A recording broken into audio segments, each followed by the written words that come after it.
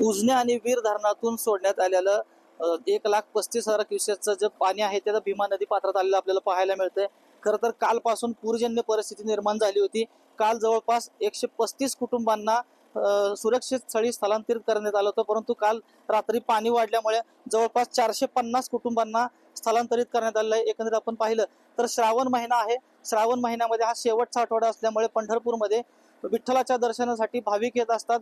सर्व घाटांना सुद्धा पाणी लागलेले आहे आणि सर्व घाटांवर प्रशासनाच्या वतीने बॅरिगेटिंग करून ते सर्व घाट बंद करण्यात आलेले आहेत।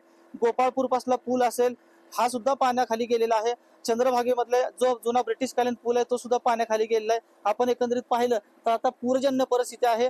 प्रत्येक भाविकाला नदीपात्रामध्ये उतरू नये याचं सुद्धा आवाहन करण्यात येत आहे। प्रशासनाच्या वतीने प्रत्येक घाटावर बॅरिगेटिंग करून सर्व घाट बंद करण्यात आलेले आहे। आपण पाहिलं तर चंद्रभागेमध्ये मी आता सध्या पात्रात आहे। चंद्रभागा नदी पात्रामधील सर्व मंदिरे सुद्धा हे पाण्याखाली गेलेले आपल्याला पाहायला मिळतात। आपण पाहिलं तर आज संध्याकाळपर्यंत ह्या पाण्याला ओसरायला सध्या सुरुवात होईल आणि योग्य ती खबरदारी म्हणून प्रशासनाच्या वतीने चंद्रभागेच्या पात्रामध्ये एक बोट सुद्धा तैनात करण्यात आलेली आहे। त्या माध्यमातून भाविकांना आवाहन करण्यात येत आहे की नदी पात्रामध्ये कोणीही उतरू नये, स्नानासाठी कोणीही उतरू नये यासाठी आता पंढरपूर प्रशासन सुद्धा आता सज्ज झालेलं आपल्याला पाहायला मिळतंय। पंढरपूरमध्ये जन्य परिस्थितीमुळे पूरजन्य परिस्थिती निर्माण झालेली आपल्याला पाहायला मिळते। कॅमेरामन JD सह मी माऊली डांगे, पुढारी न्यूज, पंढरपूर।